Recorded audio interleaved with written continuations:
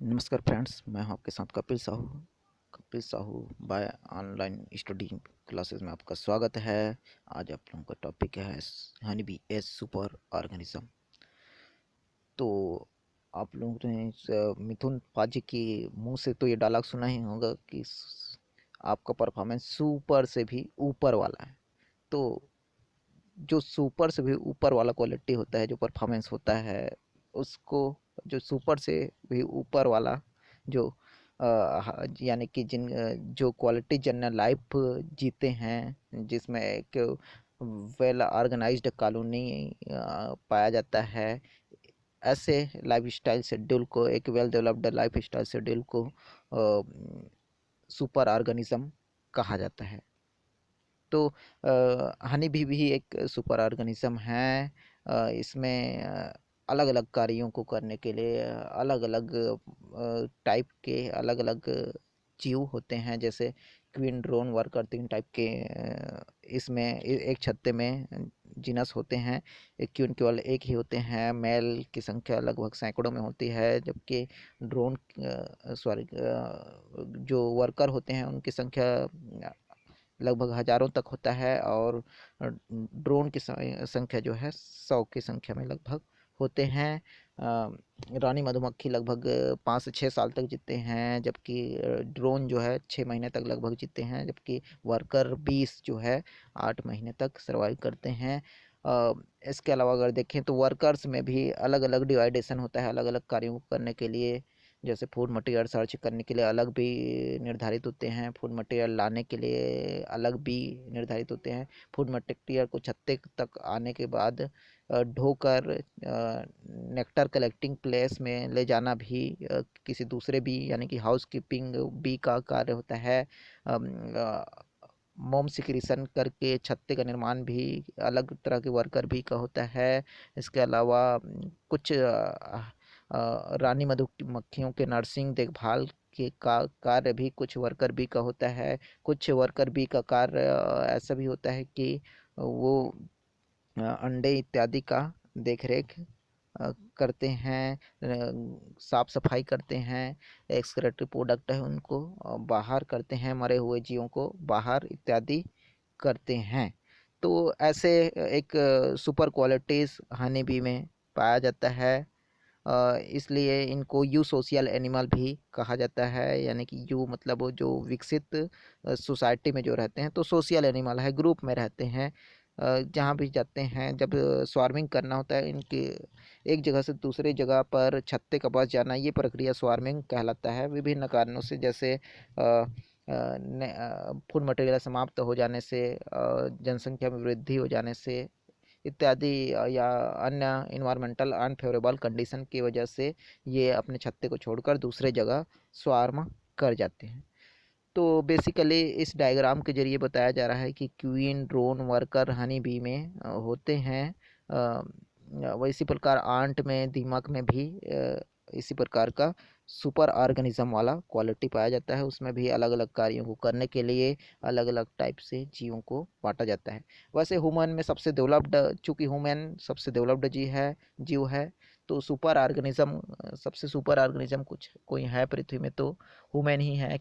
क्योंकि सबसे दिमाग वाला जीव ह्यूमन है, तो वो उसमें सबसे वेल ऑर्गेनाइजेशन पाया जाता है। अलग अलग कार्यों को करने के लिए अच्छे से डिवाइड किया जा सकता है, क्योंकि मेमोरी पावर, सोचने समझने का शक्ति ह्यूमन में होता है। यू सोशलिटी, तो यू सोशलिटी एक ऐसा टर्म है जिसके अंतर्गत गुड सोसाइटी वाले एनिमल को रखा जाता है। जैसे कि हनी बी एक वेल डेवलप्ड सोसाइटी में रहते हैं, सोशल कैरेक्टरिस्टिक्स शो करते हैं। सोसाइटी में रहने का एक बड़ा फ़ायदा ये है कि शत्रुओं से आसानी से बचा जा सकता है, फूड मटेरियल खोजने में आसानी होता है, मनोरंजन भी आसानी से हो जाता है, सेक्स के लिए साथी तलाशने की ज़्यादा ज़रूरत नहीं पड़ता। तो इस तरह से एक वेल डेवलप्ड सोसाइटी में रहने का फ़ायदा होता है। और इस टाइप से हनी भी सोसाइटी में रहते हैं, जिसकी वजह से वो सुपर ऑर्गेनिज्म है।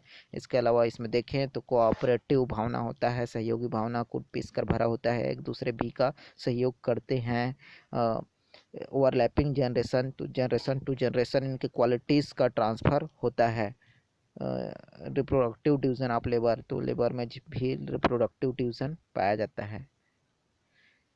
इंटेलिजेंस क्वालिटी भी इन सुपर ऑर्गेनिज्म हनी बी इत्यादि में पाया जाता है। तो इस जो कलेक्टिव जो इंटेलिजेंस भावना है वो किस प्रकार की, इसमें कैसे कितना कितना पाया जाता है। कॉग्निशन भावना पाया जाता है, मार्केट जजमेंट, कहाँ कितना हनी बी का अमाउंट किस फूल में कितना मिलना है। वैसे अ, लगभग हजारों किस्म की गंध को पहचानने का क्षमता हनी बी में होता है और किसी जीव में नहीं होता। स्पेशल कैरेक्टरिस्टिक्स होता है। एक स्पेशल फूड मटेरियल का निर्माण होता है जिसको रॉयल जेली बोला जाता है। ये रॉयल जेली का निर्माण केवल हनी बी ही कर पाते हैं। इस रॉयल जेली में हाई अमाउंट में विटामिन और हाई अमाउंट में प्रोटीन पाया जाता है, जिसको खाकर एक वर्कर बी क्वीन बी में लगभग 2 गुने साइज वाले, वर्कर बी से लगभग 2 गुने साइज वाले क्वीन बी में डेवलप होते हैं। तो ऐसा रॉयल जेली का फॉर्मेशन भी केवल हनी बी के कॉलोनी में ही होता है। इसके अलावा अगर देखें तो कोऑपरेशन की भावना होता है हनी बी कॉलोनी में। इसके अलावा कोऑर्डिनेशन की भावना भी होता है अगर हनी बी कॉलोनी में अगर देखा जाए। एनर्जी एफिशिएंसी, तो एनर्जी एफिशिएंसी भी होता है लगभग एक सेकंड में सैकड़ों से हजारों बार तक अपने पंख को ये हनी बी फैलाकर जो है एनर्जी प्रोड्यूस कर सकते हैं। और जब गर्मी का सीजन होता है तो फैन की तरह कार्य करते हैं इनके पंख, और हवा देकर जो है ठंडकता अपने कॉलोनी में बनाए रखते हैं। इसके अलावा ठंड का समय जब होता है तो हनी बी क्या करते हैं कि एक दूसरे से पास पास आ जाते हैं, जिससे थोड़ा सा गर्मी जनरेट होता है ताकि ठंड का प्रभाव को सहा जा सके। तो इस प्रकार एक वेल ऑर्गेनाइज्ड सोशल स्ट्रक्चर पाया जाता है। एनर्जी प्रोड्यूस करने के लिए, एनर्जी प्राप्त करने के लिए जो नेक्टर कलेक्ट किया जाता है वहीं से, जो फूलों का रस मकरंद जो चूसा जाता है वहीं से इनको फूड मटेरियल प्राप्त होता है। इसके अलावा ज़रूरत पड़ने पर जो जो छत्ते में रहने वाले जो हनी बी होते हैं, जैसे ड्रोन हो गया, और इसके अलावा जो रानी मधुमक्खी हो गया, ये इनको छत्ते में ही भोजन नेक्टर के माध्यम से प्रोवाइड किया जाता है और स्टोर करके भी रखा जाता है। लगभग अपने ज़रूरत के से 3 गुना ज़्यादा शहद स्टोर करके हनी बी अपने छत्ते में रखते हैं, जिसमें से 2 गुना पार्ट को यूज़ हम लोग कर सकते हैं। ये आजकल कल्चर हनी बी का किया जा रहा है। इसमें स्पेसिफिक तरीके से क्वीन का उत्पादन भी किया जाता है। तो एनर्जी एफिशिएंसी की क्षमता भी हनी बी में पाया जाता है, जिसकी वजह से हनी बी को एक सोशल एनिमल या फिर कहना चाहिए कि सुपर ऑर्गेनिज्म कहते हैं।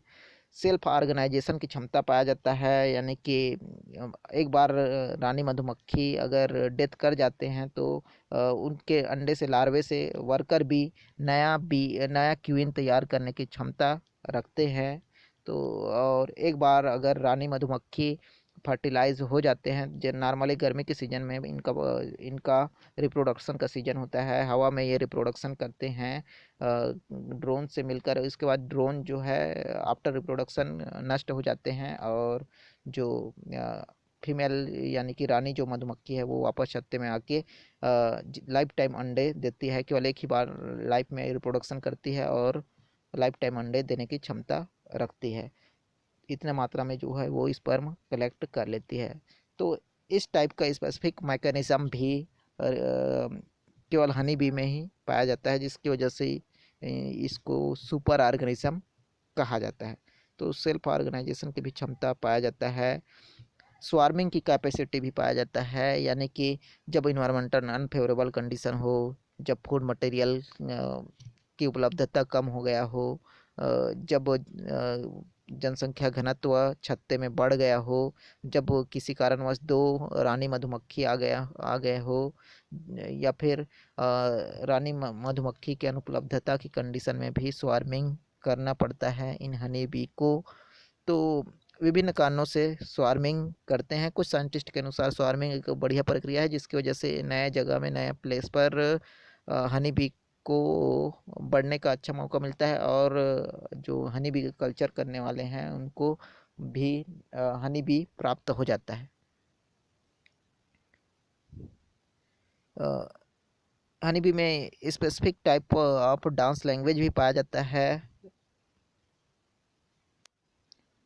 तो हनी बी में दो तरह के डांस लैंग्वेज पाए जाते हैं, एक राउंडिंग डांस और एक वेगल डांस। तो राउंडिंग डांस अगर तब किया जाता है, तब परफॉर्म किया जाता है जब फूड मटेरियल 100 मीटर की दूरी पर हो, 100 मीटर के अंदर की दूरी पर हो। तो राउंडिंग डांस करते हुए हनी बी अन्य वर्कर बी को इन्फॉर्म करती है कि फूड मटेरियल 100 मीटर की दूरी के अंदर है। इस टाइप का भी जो कम्युनिकेशन होता है वो केवल हनी बी में ही पाया जाता है और किसी एनिमल में नहीं पाया जाता। तो इस टाइप राउंडिंग राउंडिंग घूम कर इंफॉर्मेशन देना, ये राउंडिंग डांस कहलाता है। एक होता है वेगल डांस। अगर फूड मटेरियल 100 मीटर से ज़्यादा दूरी पर हो तो ये डंबल आकार में जो है घूमते हुए अपने छत्ते के अन्य वर्कर बी को सूचना देते हैं कि फूड मटेरियल 100 मीटर से ज़्यादा दूरी पर है। तो ये इन्फार्मर बी केवल इन्फार्म करने का काम करते हैं, ये नेक्टर कलेक्ट करने का काम नहीं करते। तो इस टाइप के वेगल डांस का परफॉर्मेंस करते हुए या फिर वेगल डांस करते हुए ये हनी बी अपने छत्ते तक आते हैं, जिससे अन्य वर्कर भी समझ जाते हैं कि फूड मटेरियल 100 मीटर से ज़्यादा दूरी के अंदर है। तो इस टाइप का कम्युनिकेशन सिस्टम भी केवल हनी बी में पाया जाता है, जिसकी वजह से ये सुपर ऑर्गेनिज्म है। तो उपरोक्त अध्ययन से हमें यहाँ पता चलता है कि हनी बी एक सुपर ऑर्गेनिज्म है। इसमें एक वेल सोशल ऑर्गेनाइजेशन पाया जाता है, यू सोशलिटी सोशल करेक्टरिस्टिक्स इसमें मिलते हैं। स्पेसिफिक टाइप का डांस लैंग्वेज होता है। ठंड के सीज़न में ये पास पास आकर ठंड को दूर करते हैं और गर्मी के सीज़न में ये अपने फ्लिपर्स पंख को 1 सेकंड में सैकड़ों बार फैलाकर, सैकड़ों बार जो है फैन की तरह कार्य करवा के अपनी गर्मी को दूर करते हैं। तो इस टाइप का सोशल कैरेक्टरिस्टिक्स और एक सुपर ऑर्गेनिज्म का कैरेक्टरिस्टिक्स कोऑपरेशन की भावना, अलग अलग कार्य को करने के लिए लेबर और ड्रोन और क्वीन में बट्टा होना, इनका एक वेल डेवलप्ड कॉलोनी का कैरेक्टरिस्टिक्स होता है। अगर वर्कर बी में देखें तो ये वर्कर बी विभिन्न कार्यों जैसे कि कुछ जो है फूड मटेरियल का सूचना ही देते हैं, कुछ जो है फूड मटेरियल कलेक्ट करते हैं, कुछ वर्कर भी हाउस कीपिंग का काम करते हैं, कुछ वर्कर भी साफ सफाई का काम करते हैं, कुछ वर्कर भी लार्वा इत्यादि का देखभाल का काम करते हैं, कुछ वर्कर भी नर्सिंग का काम करते हैं क्वीन मधुमक्खी के लिए, कुछ वर्कर भी मरे और वेस्ट प्रोडक्ट को छत्ते से बाहर करने का काम करते हैं। तो इस टाइप का अलग अलग कार्य को करने के लिए अलग अलग टाइप से हनी बी का डिवाइडेशन होता है। कॉलोनी में अलग अलग कार्यों को करने के लिए अलग अलग टाइप के वर्कर और अन्य हनी बी का डिवाइडेशन होता है, जिसकी वजह से ये सुपर ऑर्गेनिज्म में रखे जाते हैं। वैसे ह्यूमन सबसे बड़ा सुपर ऑर्गेनिज्म है, क्योंकि इस वो अपने सोचने समझने की क्षमता होने की वजह से इसमें सबसे अच्छे तरीके से बांटा जा सकता है कि कौन किस कार्य को करे, उसके लिए सबसे अच्छे से डिवाइडेशन किया जा सकता है। तो सबसे बड़ा सुपर ऑर्गेनिज्म ह्यूमन ही होता है। Thank you.